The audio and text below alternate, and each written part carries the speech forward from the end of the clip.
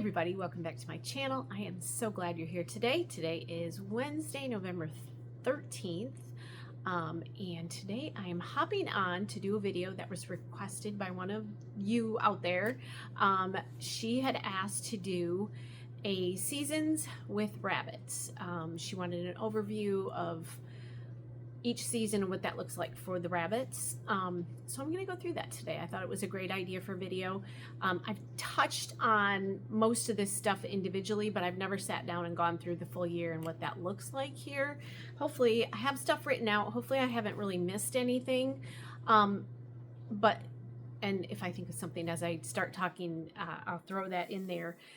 And this is going to cover different homes that we have lived in. I've had the rabbits for over 20 years now, or almost 20 years. I think next year is going to be 20 years that I've had rabbits.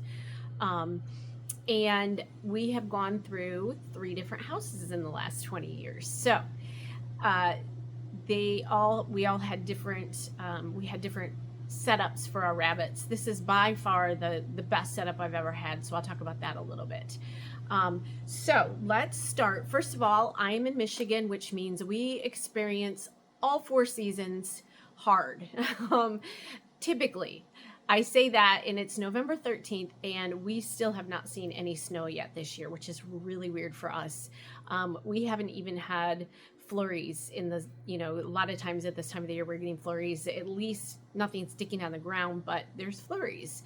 And I think last year by this time we had 2 big snowstorms. We had one on Halloween last year. We got about 8 inches. And then I think a year ago around this time, we got another big storm. So we have seen no snow.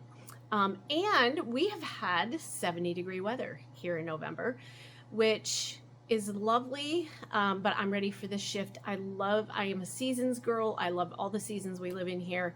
And so I am ready for some snow, especially when we're this close to Thanksgiving and Christmas. When I was a little girl growing up here, back in the 70s, there was snow on the ground from November 1st, it seemed like, all the way until April or March or April, with just a few thaws here and there, but mostly we had snow all the time. And we just don't get it like that anymore here. So we're still waiting for our snow. So typically, well, let me jump into this. I'm going to start with the spring. So in the spring, spring for us typically starts, again, it depends on what Michigan is feeling like doing, usually March or April. We have had snow in April before. Scott and I were married in April, and we had 9 inches of snow the night before our wedding. So that does happen. I know I've talked to older folks, like my grandparents' age, or my grandparents have both passed away, obviously, but, older folks that remember way back in the day when there was snow into June. So that was a thing back in the day. It's not like that anymore. Although we have been to the UP, the Upper Peninsula of Michigan, in June with our kids, thinking we were going to be wearing t-shirts and shorts, and had to stop at Walmart to get coats and pants and everything because there were flurries up there. So in the spring, typically we are hitting warm weather by at least May. We're good to go. And so in the spring is always cleaning and sanitizing everything. So I pull all the cages out of the barn. I do have, and you can go back through old videos, you can see my rabbit barn. It's essentially a garage that we have on the property, and it houses both my rabbits and my chicken coop, and it is fully insulated. So that's one of the bonuses I'm going to talk about here with some of the winter stuff, and actually the summer stuff too. But so it is fully insulated. So I pull out all the cages from the barn. Typically I pull out, I have tower cages, which are 3 together, and then I have individual cages. So I can pull out a tower and put those 3 rabbits into my little ground fencing that I have, or an extra cage out in the yard, and I will go through and I will sanitize, hose everything down. I use a torch. We have one of those propane torches that you hook to a propane tank, and I torch all of the cages with fiber animals. That fiber gets stuck on the cages really easily. So that's when I do that. The drop pans are all sanitized, scrubbed, and I'll try to remember to link a video of cleaning cages up here. I've got several of those. I've got one very specific. I take a power washer and I power wash all the cages in the spring. And so that gets done every spring. Also, I clean and sanitize all the water bottles and dishes at that time. Now, that might be redone sporadically throughout the year, but it's always done in the spring. It just depends on, because the water bottles get the algae and stuff built up in them, so you always want to clean that out. So that gets done in the spring. The colony, which it's November and I never did get my pea stones down, so that will be a spring project for the colony. Hopefully, I kept saying I was going to get it done yet. That was my one last big project I wanted to do this year and I just never got to it. So the colony in the spring, I will go through and I will rake out across the pea stone and stuff. I have some outdoor carpets, the green fake grass carpets out there. I will take those and, shake them as good as I can and get that off and rearrange everything. I kind of clean up the area and get that all, if I have hay in there or fur or whatever, I get all of that cleaned up out in the colony. And I also have 2 omelet hutches out in the colony that get pulled out, and those also get power washed and sanitized at that time. So that gets done in the spring, and I start haircuts.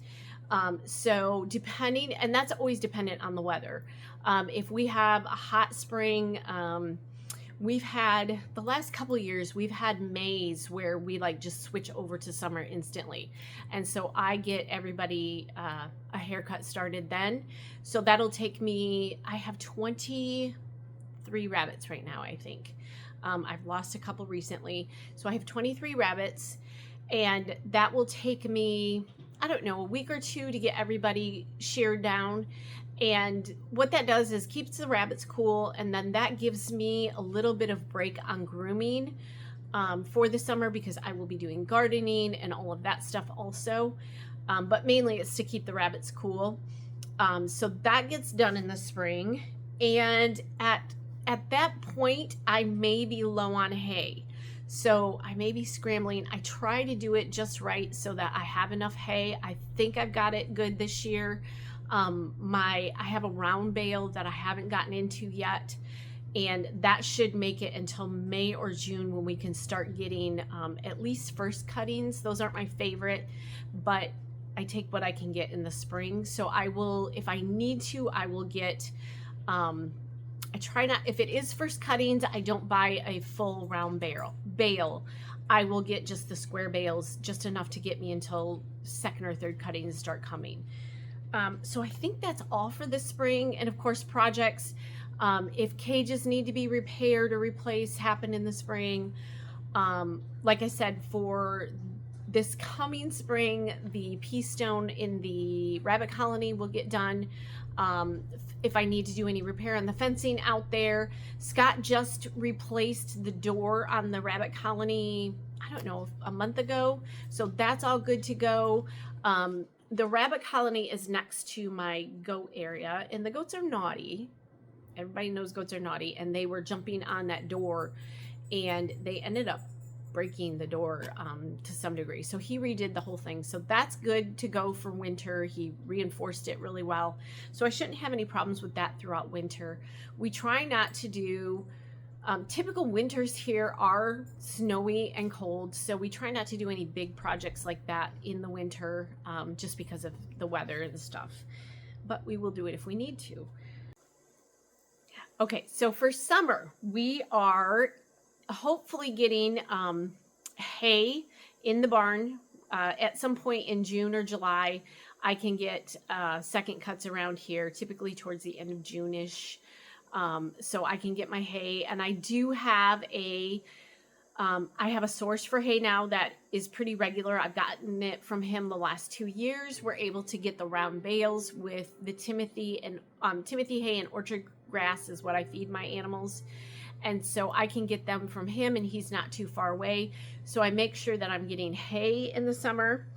And then I finish off haircuts in June. By then, typically I have that done in May, in May I get that all done. And then if I need to, I'll finish it off in June. What that does is it keeps the rabbits cool throughout the summer. I can get a good 6 to 8 weeks off the haircuts easily. And that also frees me up from doing grooming all of the time, because I'd be gardening and everything else, getting the garden in. And so that gives me a little bit more time not to worry about having to groom rabbits all the time. Now, the house we live in here has been amazing for our rabbits. I have just a rabbit barn. It's actually a second garage that we have on the property, and it is insulated. And so not the walls, but the ceiling is insulated really well. And then it has the drop. It's all enclosed in the ceiling, I guess is what I'm trying to say. And so that keeps it, and it's a cement floor in there. And so that keeps it fairly cool in the summer. I do have a thermometer out there that I keep watch on. I try not to let it get over 80 in there. And so I used to have to, I haven't always had this, and like I said, I've had rabbits now for almost 20 years. I used to have to freeze 2-liter water bottles, like a Coke or whatever, or juice bottles, whatever you can get. And I had a whole freezer dedicated to frozen water bottles, which I kept all summer long. And I would have one for each cage. And so that would mean 20 to 30 water bottles in the freezer. And what I would do is once it got hot out, once it hit over that 80-degree mark in my area that it's at, I would have to put frozen water bottles in all of the cages. Now, when you've got 90-degree days that aren't cooling off much in the summer, you end up having to use the water bottles a lot. I always tried to, at one point when I didn't have so many rabbits, I was able to have 2 frozen water bottles for each cage. So in the afternoon, if it got hot early and I put the water bottles in with the rabbits, I could pull them out in the evening and put a second one in there to keep them cool.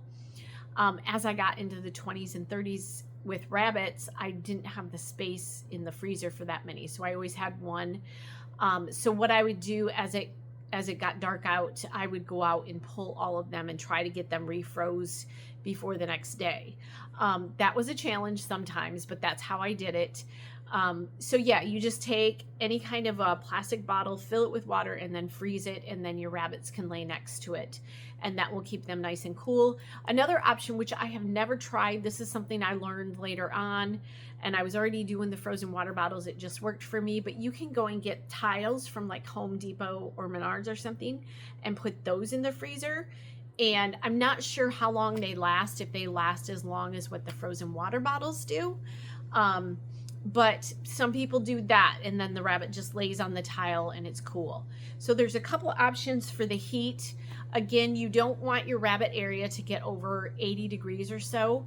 I am very fortunate. Like I said, I have an insulated ceiling in my barn and a cement floor. And I have had, since we've lived here, I have not had to do any of that because I've never really had the barn get any more than 80, 81 degrees out there. Plus I have the 2 huge pine trees, both right over the barn. And so that makes a huge difference too. It just cools everything in there. So I also run fans in the summer. I have 2, they're not like the gigantic farm fans, but they're just good sized fans. So I run those most of the summer when it's hot. Typically when it's in the 70s, I don't have to worry about that. But anytime it gets to be more than 72, 73, I'll put the fans on everybody. And that's good just to circulate the air in there too. You can use that use those for that. And at this time so throughout the entire year, I am cleaning cages out every week. So typically that's every Thursday morning I go out, I pull any hay or fiber out of the cage I try to do that daily as I'm feeding them and stuff. I'll pull all that stuff out. Any extra hay that's on the ground and not in their feeder, I pull all that out. And then every Thursday I go out and I take the drop pans out.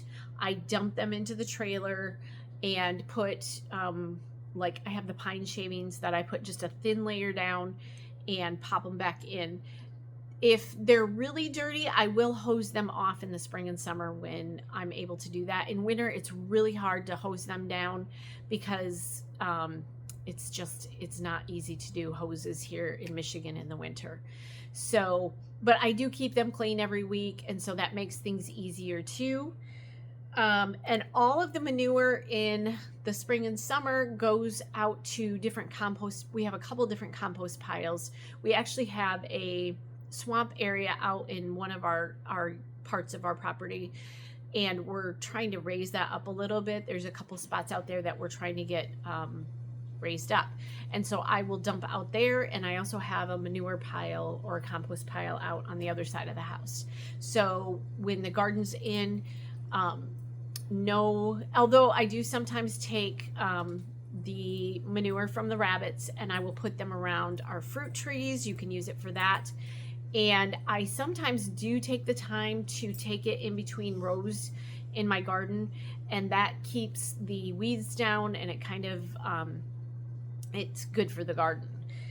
So then we move into fall. So again, this has been a really unusual fall for us here with very warm. We had an absolutely gorgeous fall this year.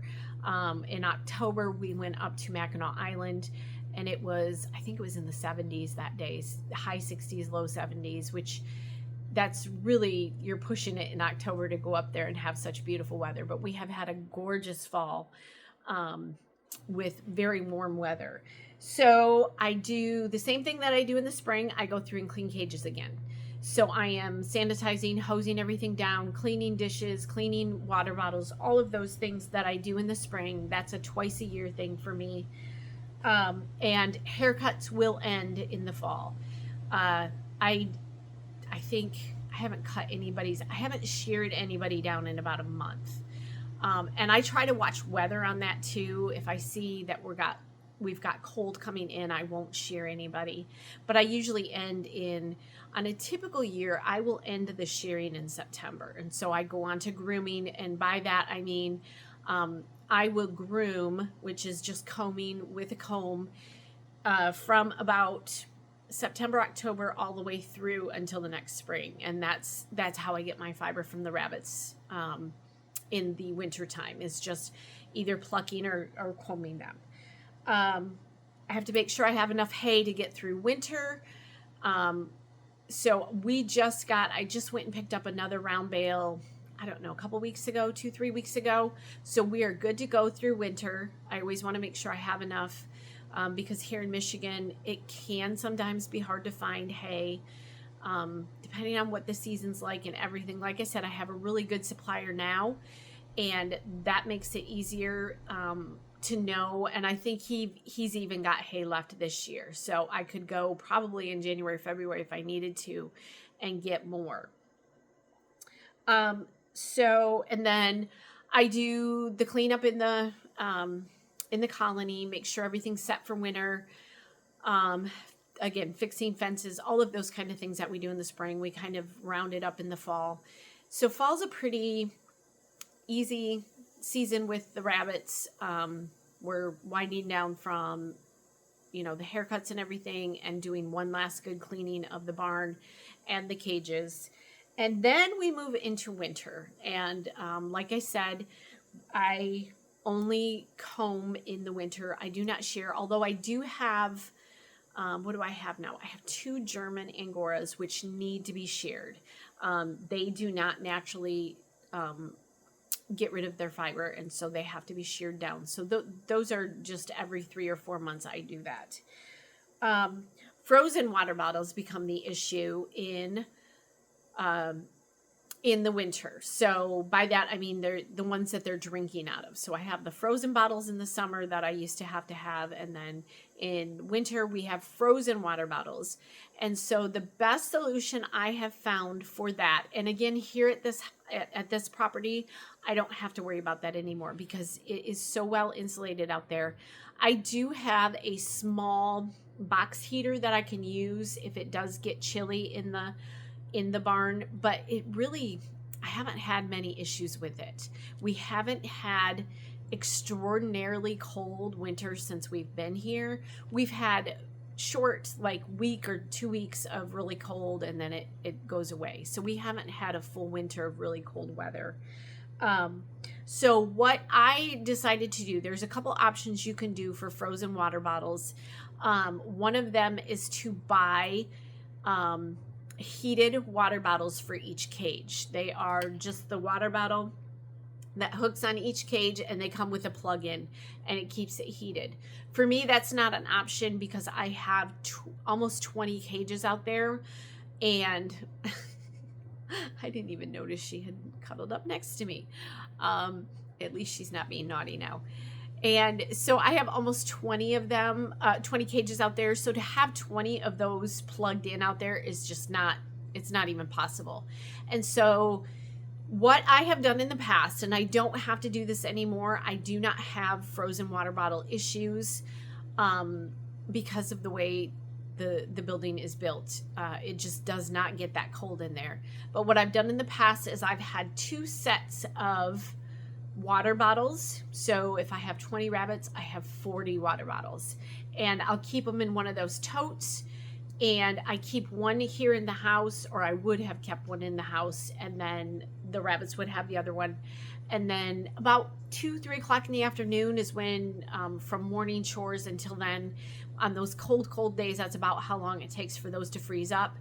And always check those, because the nipples can freeze up. The little ball in there can get frozen, even though the water's not frozen. Always make sure to tap on that little ball bearing or whatever it is in the end part of it to make sure that that's not frozen, because they won't get any water from it if it's frozen up in there. And so what I would do every afternoon in the winter is I would switch out. So I'd take the ones from inside the house and take them out to the barn and flip-flop them. Like I said, I don't have to do that anymore, which is super nice, between not having to do frozen water bottles in the summer and not having to have those extra water bottles in the winter. It's kind of revolutionized my life the last few years here, because it is a lot of work. So that's what I would recommend, is have those extra bottles and just flip-flop them. Let's see. And I do have, for the colony, I have a heated, it's a dog dish. It's a large heated dog dish. So the goats and the rabbit colony are right next to each other. I run an extension cord from the side of the barn out there. And then I have 2 heated water buckets for the goats. And then the one for the colony just goes in there. And so that's how I keep their water unfrozen out there. I also like the black rubbery bowls that you can get at like all the farm stores, TSC or whatever, Farm and Family. And they're the, I don't know which ones they're called, but they're the rubbery ones that really have a lot of movement to them, because those you can tip upside down and tap, and you can get rid of the water really easily. So I do recommend those. Not the hard black plastic, but the rubbery black plastic ones are great for outdoors, for goats and things like that. In the colony in the winter, I have to do a couple things. When we so again, the colony has that massive pine tree in it. And so a lot of the snow and rain, but in the winter, a lot of that snow is stopped from coming down. It ends up in the tree. But when we get the big snows that come in, when you get 9 inches in a day or in a night, I do put hay down for the rabbits out there. So I will take not hay, I will put straw down for them. And so I will keep half of it. I don't put straw on the entire colony area. They have a really large area, but I will keep it near their hutches and near their food and water and all that. I'll put hay down. I also put hay in their hutches on the bottom to keep them warm. And so that's what I have to do out there. I think that covers all of the seasons here at the farm. A lot of it is the same thing, repetitive stuff, but when you get that extreme heat or extreme cold, there are a few different things that we need to do. And again, I'm not doing that as much here at this house because we've got a really great setup and I don't have to worry so much about the heat and the cold. So I hope this video was helpful and I hope you learned something. As always, if you have any questions, please put them down below. I'll be glad to answer them. If you don't already, please subscribe to my channel. I would appreciate that very much. And I hope you guys have a fantastic day, and I